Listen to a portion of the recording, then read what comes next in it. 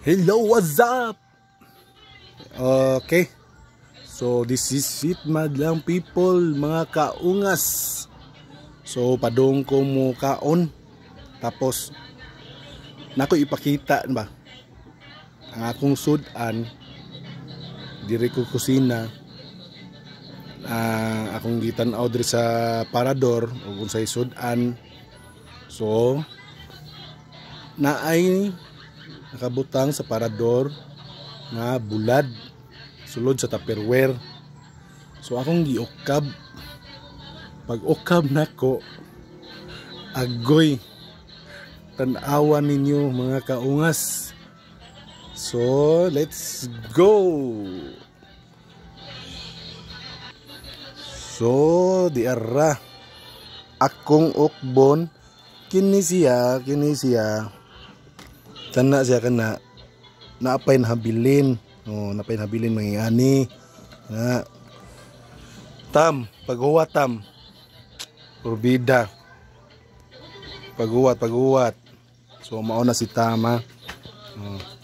So mao ni siya ang nabilin. So karon ang akong ipakita ninyo nga naay ikaduhang gibilin na bulad. So diara tanawan ninyo mga kaungas. Puro mga ID. One by one. Sani? By one take one. O saba? ID nga by one. So dara.